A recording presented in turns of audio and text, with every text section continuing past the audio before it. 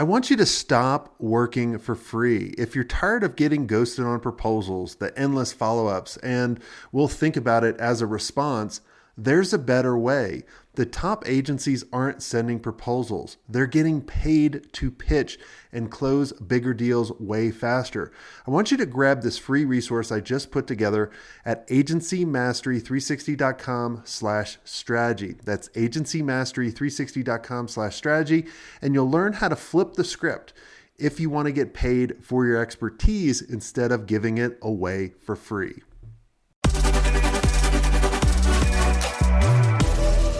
Hey, Ken, welcome to the show. Hi, nice to have me. Yeah, I'm excited to have you on. Tell us who you are, what you do. Yeah, so my name's Ken McLoud. I'm the father of 3 young kids, and we live up in the mountains in New Hampshire. In terms of what I do for work, you've probably noticed that a lot of agency owners realize that AI is changing the game right now, but they struggle with where best to employ it in their agency. So this is where I come in. I help find the best kind of high leverage opportunities for employing AI. And then I build out tools that increase revenue and profit without also increasing headcount. I love it. AI has been around for a while, but I think more and more people are paying attention to it, realizing that, I think when years ago, people were like, it's going to replace my job. And I was looking at it as like, no, it's the people that use AI will replace your job if you're kind of that laggard. I kind of look at it as when the internet started being widely used, right? Like people are like, I don't need a website. I don't need to put my stuff on there and that kind of stuff. And I kind of look at it kind of history repeating itself. So I want to start off with, because I think a lot of people struggle with this, where should I implement AI or not implement in my agency? Yeah, this is kind of the big question, right? So the most important thing to do is to avoid the solution in search of a problem syndrome, right? Which is really tempting to do. I've unfortunately been involved with a couple of these where it's like the owner or one of the founders goes looking for, we've got to find somewhere where we can use AI.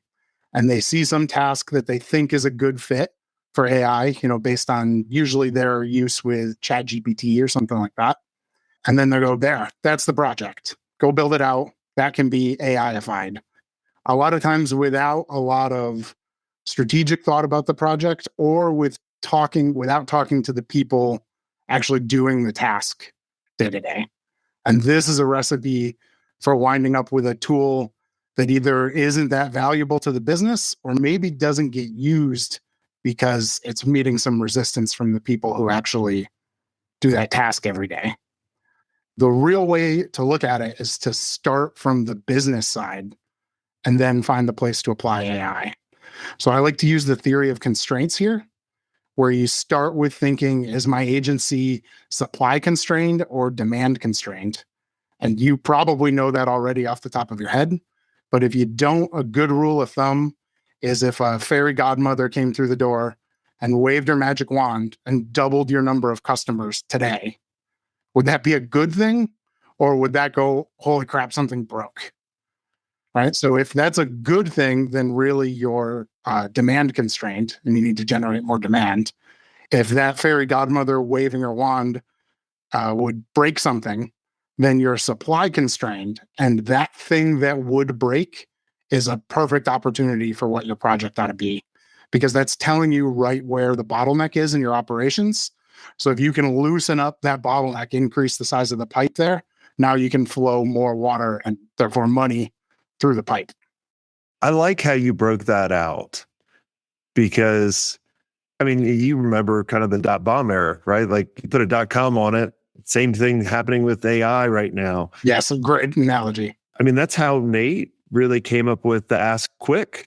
And for people that don't know Nate or the old agency dad, he was a fractional CFO working with a ton of clients and trying to get them answers. And he came up with the idea of, what if I create this AI CFO? Tell us the story a little bit about that, because I think he wanted to do an N8N integration. Yep. right? Yeah, no, this is an interesting one. So, like you said, Nate's got a bunch of experience acting as a CFO for marketing agencies. He's actually also a college professor, teaches classes in this kind of financial accounting stuff. And he started trying to build out an N8N automation to connect to his clients' QuickBooks accounts in order to do kind of some of the kind of number crunching work. Yeah, like what's working, what's not working. Yep. And that got to the point, as like these N8N projects often do, where it got kind of overly complicated and needed to break out of there. And that's where he started working with me. So what we wound up doing there was building a chatbot-like interface, like you're used to seeing in ChatGPT or Gemini or any of these tools. But there's a couple important differences there. The first one being it's been loaded up with essentially a textbook that Nate has written specifically about how to manage the finances for marketing agencies based on his experience he's had with a bunch of agencies across the world. And then the other thing we've done is we've built tools for that AI to hook into your QuickBooks account so that it's not just giving generic advice about how agencies ought to be managed. It can actually look at your numbers, your revenue and profit and costs and expenses per account, and give you specific advice of, hey, this client's actually losing you money, or perhaps we ought to restructure comp in this way. The financial stuff's over my head. Oh, mine too. I remember when Nate came to me, he's like, "Hey, I want to sponsor the podcast for this." I was like, "Tell me more about it." And then I started looking at the marketing. I was like, "Oh my God, this marketing's horrible." But that's why it works, because he's so good with the numbers. I was like, "Well, let me kind of rebrand this into AskQuick.ai, and I'll help you with this." A huge portion of that work was getting like just enough of that financial data out of Nate's head and into mine so that I could wire everything up correctly. Yeah, it was a good team. So for everyone, go check out AskQuick.ai. But this is not why we jumped on here. So let's talk about two, because now let's say we don't have the capacity, like we're maxed out, right? The business is double, like it would basically take us down. So a lot of people look at tools, and I use tools like N8N and I make.com and Zapier, which everyone knows, which does a really bad job at any AI stuff. How do you separate the difference between doing it there or having someone like yourself custom programming it? So all of those no code, low code tools like N8N and make.com are really cool, powerful tools. The thing is that it's still really a technical skill. Like they like to pitch it as though like anybody who's never touched a computer before can just walk in and build this crazy AI agent, Which is horseshit. dragging N8N blocks around. Yeah, because I have a bunch of workflows on N8N, and they keep breaking, and it's annoying the shit out of me. Like I literally want to punch them in the face. So there is a sweet spot for those kind of workflows, and it's simple tasks. And I mean, I don't mean simple in a technical sense, but like you could write out what it's doing in 1 or 2 sentences, right? The sort of thing like when this webhook fires, I want to send that email. And maybe that's a feature that's not built into the tool that you're using. Well, you can kind of add a feature like that using a simple N8N or make.com workflow. And that kind of stuff is where it's perfect. Like you don't need a lot of technical skill to make that work. You can get it done really fast. And since that's going to be like 2, maybe 3 nodes in there, that's going to be about as reliable as these things get.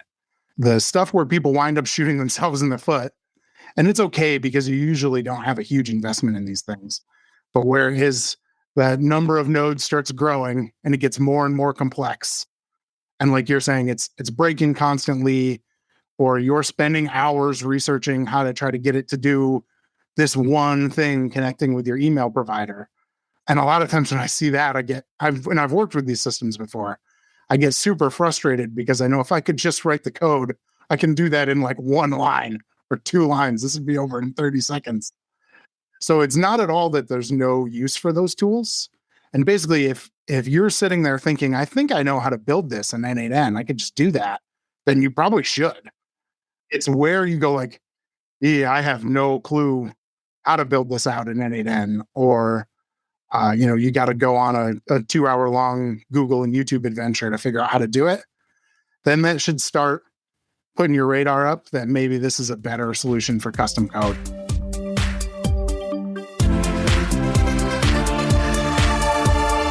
Hi there, agency owners. Let me ask you, are you ready to scale your agency without increasing your overhead costs? If yes, then you need to know about E2M Solutions. Now, E2M is the #1 most reliable white label partner for agencies. They specialize in web design, WordPress development, e-commerce, SEO, and content writing. They basically do all the heavy lifting, which frees you up to focus on growing your agency. Now, here's the best part. E2M is just not another vendor. With over 10 years of experience, their team of over 300 experts has a track record of delivering for more than 300 agencies. They're your strategic partner. They deliver on time every time, so you can focus on what you do best. Now, E2M's mission is simple: to help 500 agencies increase their revenue and profit margins with white label services that actually work. And to help you get started, they're offering a special deal, 10% off for the first 3 months, but act fast because it's only a limited time offer. So head over to e2msolutions.com/smartagency to check out their transparent and their flexible pricing. Trust me, if you're ready to grow without burning out, E2M is the partner you've been looking for. That's e2msolutions.com/smartagency. Go check them out and tell them Jason Swank sent you.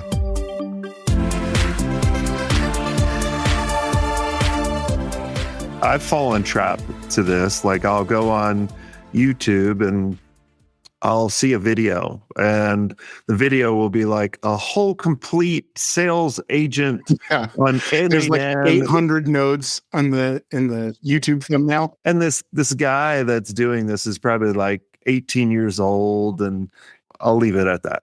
And he just makes it look so simple, right? It's kind of like when I came up to you with the idea for the agency grader, right? Where it basically, you ask, the grader asks you maybe 5 or 6 questions about your role in the agency as an owner. And then it puts you, compare it to the top 1% of agencies, and then gives you some suggestions based on AI, and it gives you a grade. And it's really pretty cool. If you guys want to check it out, go to jasonswank.com/agency grader, and you can check that out. But walk us through that a little bit of kind of your thinking, because I think that'll help people out as well. So that's a good example of where it's simple enough what it's doing. Like, you can put blocks in N8N in order to make calls out to LLMs and do that sort of thing. But you want to be able to have the flexibility to adjust that prompt, adjust those questions, design the page you want to have the way you want to have the page designed. And I'm sure you could build something like that in N8N, but we've just got so much more fine-grained control. It's like a standard transmission versus an automatic transmission. We've got a lot more fine-grained control over what the engine's doing here. Yeah, it just makes it a lot easier. Where do you think a lot of this AI is actually going on a programming side? Not for getting people ranked in AI, but where do you think this is all going? So I see kind of the right way to think about this stuff is, like we were talking about earlier, giving your team superpowers. I think in the intro, you first brought this up. So the most effective way to do this is, rather than thinking about it in terms of, robots taking people's jobs, it's how can I take my current team and grow with that team by giving this team superpowers using tools like this. So you can take all of the monotonous, repetitive work off of their plates and delegate it to a tool like this that maybe just needs to be occasionally supervised. And then you free them up to spend their whole time on their highest value work. And when you're doing it that way, people usually prefer to do the high value work, and they'd rather not be doing the monotonous stuff. So rather than having pushback from the team, people are excited to roll out those kind of systems. Give us a couple other kind of stories about things that you've worked on, because I think a lot of people are like me. I got to hear something like a use case and be like, oh, okay. Yeah, no, this is super common when I have a first call with people. So one that's probably a good example here is I'm working with an agency out of Australia that's in the medical industry, to not give too many specifics away. And they've got good examples of picking the right project to do, and one where we probably could have done better on picking the project. So the first one where they definitely did it right is they do a lot of content marketing around medical stuff. So there's a lot of long form, highly technical content being written for stuff like emails, blog posts, long form social media and videos. And they also have a repository of past content, speeches, and this sort of thing, talks that doctors have given in this field. That's kind of their internal knowledge base. So the first project that we did, which was a huge success, was we built them one of these chatbot type interfaces that has access to that huge knowledge base of theirs around this specific medical topic. So now when they're writing marketing emails or writing blog posts, long form scripts, they can go and work with that bot back and forth to pull interesting facts out of the database, stats, studies, this kind of stuff, and help them refine the copy just like you would in ChatGPT, except now it's also got access to their whole database of this kind of proprietary medical stuff that they're working with. In addition to that, they can also upload individual documents into the chat. So if they've got a particular piece of content that they kind of want to emulate, or some new bit of information that isn't in the database yet, they can throw that in. And they've got a pretty big team writing this content and have absolutely loved that tool. That was a big win. Awesome. Give us another example. Yep. So the follow-up, I would say, is less of a big win and is one of these examples of a solution in search of a problem. So the owner there was rather enamored with the feature in ChatGPT that lets you organize your chats into folders over on the left sidebar there. And so he wanted this big, grandiose version of that, where you would create a folder structure for all the topics that these people were discussing. There's a lot of very specific medical stuff, and then maybe some more folders to cover specific types of content. You know, one for marketing emails, one for long form video scripts, this kind of stuff.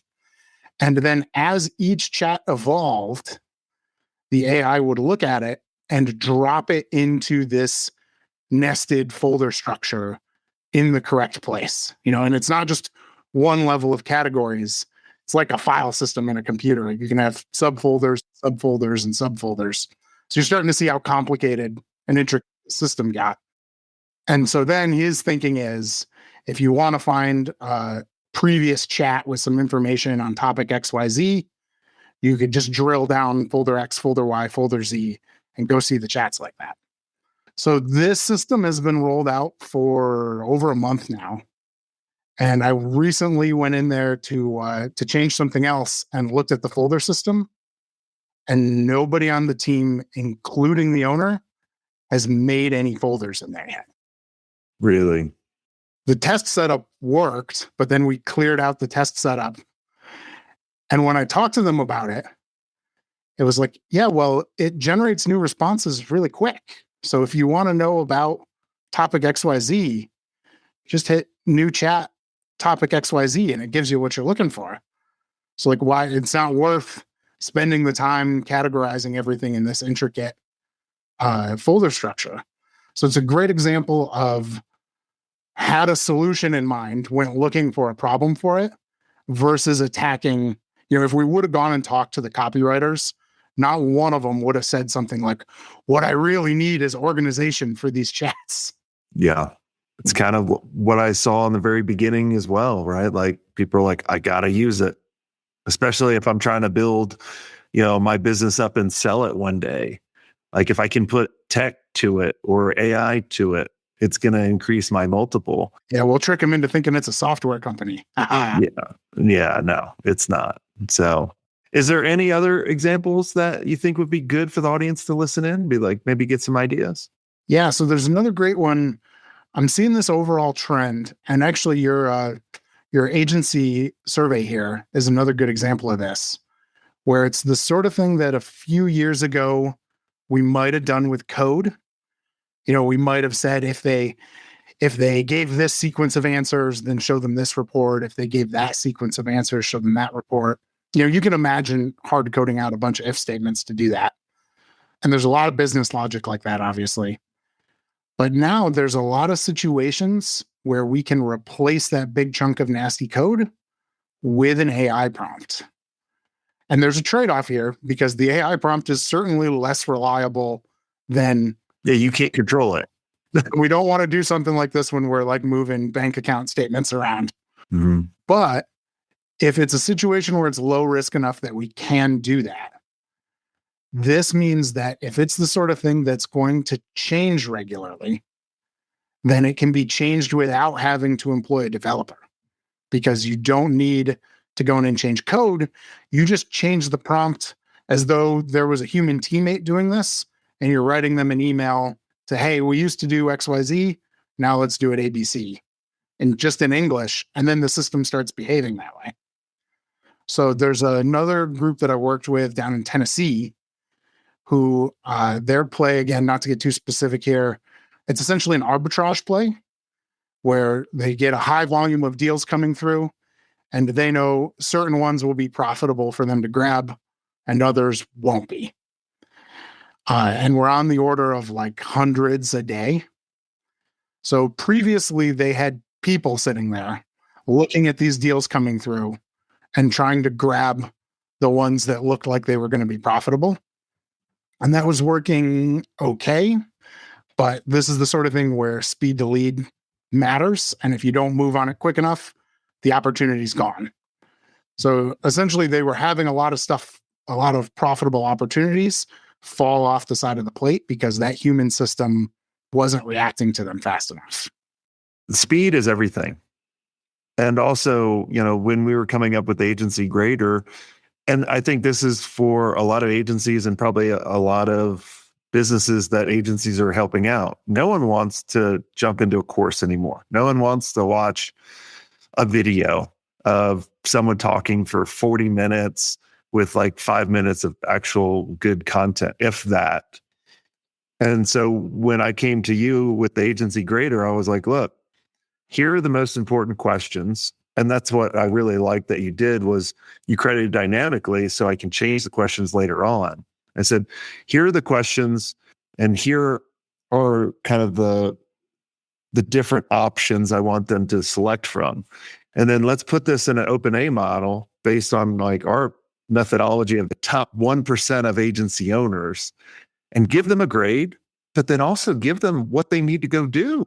And having that as an opt-in, and it goes back to, what HubSpot did many years ago with the website grader. How popular was that? That was huge. Yeah, definitely.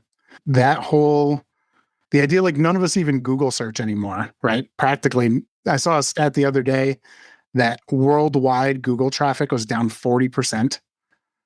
It's because like, I know I'm going to have to click through 3 or 4 listicles and get through somebody's blog post before I get the answer that I want. And if you just go to a good AI and phrase your question decently, you'll get the answer you're looking for in a single sentence. Yeah. I literally had this happen this morning. My wife was like, the hot water's not working. So I went out to the water heater, took a picture of it, said, what's going on with this? It said, oh, is the pilot light on, not on? Like it walked me through everything rather than going to someone's stupid blog article that an agency wrote for this, whatever, to call them. Like it literally skipped the steps and I got it back on. And yeah, or a 45-minute long YouTube video. Yes, I know. Those drive me crazy, right? Like, cool. Awesome. Well, if people want to chat with you, where can they reach you? Yeah, the right place to get at me is laconictech.com/agency. Spell that out for us slowly for those dyslexic people listening. Yeah, it's not a very podcast friendly URL. So that's LACONICTECH tech.com/agency. Awesome. Well, everyone, I highly recommend Ken. He does amazing work. He helped us build the Ask Quick, which is amazing. And then the Agency Grader, which we'll have all links to Ken's website to go check it out, especially for dyslexic people like me. And then you can check out his handiwork on all the other stuff that we have. So thanks so much, Ken, for coming on the show. And until next time, have a swank day.